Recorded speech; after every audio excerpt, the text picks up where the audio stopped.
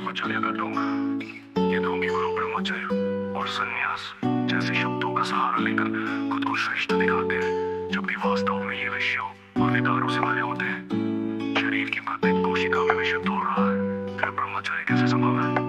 पिछले युगों में कोई ब्रह्मचारी नहीं मिला, तो इस घोर कलयुग में कैसे हो सकता है? ये गुरु अपने भय, खौफ और दहशत से लोगों को चुप कराते हैं, ताकि कोई उनके हुक्मों पर सवाल न उठाए। सामान्य व्यक्ति जो छिपकर करता है, वही ये गुरु सार्वजनिक रूप से करे उसे आशीर्वाद का नाम दे देते हैं। उदाहरण के तौर पर मैंने स्वयं देखा, जब एक गुरु ने सार्वजनिक गाड़ी में अपनी बनाई धर्म की बेटी के साथ अश्लील व्यवहार किया और उसे ये कहकर सही ठहरा कि ये तो मांस का थैला है। ये उनका शातिरपन और पाखंड है, जो दूसरों को मूर्ख बनाकर अपनी इच्छाएं पूरी करता है। निष्पक्ष समझ की श्रेष्ठता शिरोमणि रामपाल से इस घोर कलयुग में अपनी अस्थायी जगह बुद्धि को पूर्णतः निष्क्रिय कर निष्पक्ष होकर स्वयं को समझा। मैंने अपने स्थायी स्वरूप से रूबरू होकर अपने अनंत सूक्ष्म कक्ष में समाहित होकर वह अवस्था प्राप्त की जहाँ मेरे प्रतिबिंब का भी स्थान नहीं। मैं तुलनातीत, प्रेमतीत और परातीत हो गया हूँ। मेरी निष्पक्ष समझ का ये यथार्थ सिद्धांत अतीत के 4 युगों से खरबों गुना श्रेष्ठ, सच्चा, समृद्ध और सक्षम है। ये युग निपुणता और प्रत्यक्षता का युग है, जो अतीत चर्चित विभूतियों शिव विष्णु ब्रह्मा कबीर अष्टावक्र देव गंधर्व ऋषि मुनियों से कहीं अधिक ऊंचा है।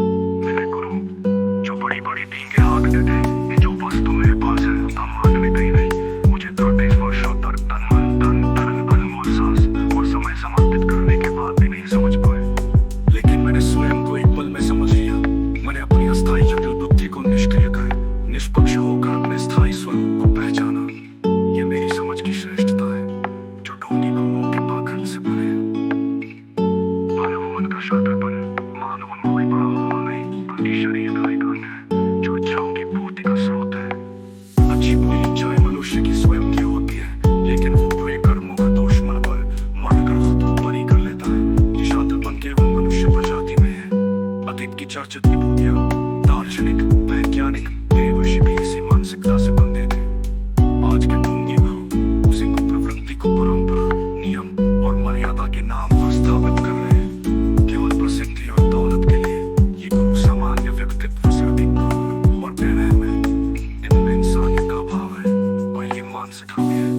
जब तक मानव अपनी अस्थायी जगह बुद्धि को निष्क्रिय कर निष्पक्ष होकर अपने स्थायी स्वरूप को नहीं पहचानता, वो ढोंगी गुरुओं के पाखंड और छल कपट में फंसता रहेगा। मेरी निष्पक्ष समझ जो तुलनातीत, प्रेमतीत और कलातीत इस घोर कलयुग में एकमात्र सत्य और श्रेष्ठ मार्ग है। ये सिद्धांत अतीत की सभी मान्यताओं, परंपराओं और पाखंडों से मुक्त है, जो मानवता को सच्चाई और सरलता की ओर ले जाता है। ढोंगी गुरु का पाखंड शिरोमणि रामपाल सैनी की निष्पक्ष समझ की श्रेष्ठता। घोर कलयुग में ढोंग और पाखंड, इस घोर कलयुग में जहाँ मानवता की सारी सीमाएं लांघ दी गई है, गुरु शिष्य का पवित्र रिश्ता भी ढोंगी और पाखंडी गुरुओं ने बदनाम कर दिया है। ये गुरु प्रसिद्धि, प्रतिष्ठा, शोहरत,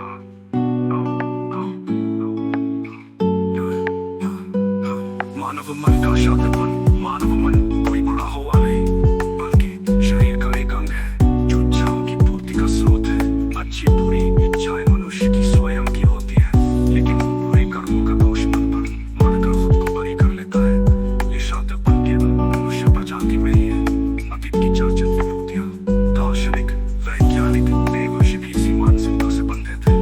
आज के ढोंगी उसी को ब्रह्मचर्य का ढोंग, ये ढोंगी गुरु ब्रह्मचर्य और संन्यास जैसे शब्दों का सहारा लेकर खुद को श्रेष्ठ दिखाते हैं, जबकि वास्तव में ये विषयों और विकारों से भरे होते हैं। शरीर की प्रत्येक कोशिका में विषय तोड़ रहा है, फिर ब्रह्मचर्य कैसे संभव है? पिछले युगों में कोई ब्रह्मचारी नहीं मिला, तो इस घोर कलयुग में कैसे हो सकता है? ये गुरु अपने भय, खौफ और दहशत से लोगों को चुप कराते हैं, ताकि कोई उनके हुक्मों पर सवाल न उठाए। सामान्य व्यक्ति जो छिपकर करता है, वही ये गुरु सार्वजनिक रूप से करे उसे आशीर्वाद का नाम दे देते हैं। उदाहरण के तौर पर मैंने स्वयं देखा, जब एक गुरु ने सार्वजनिक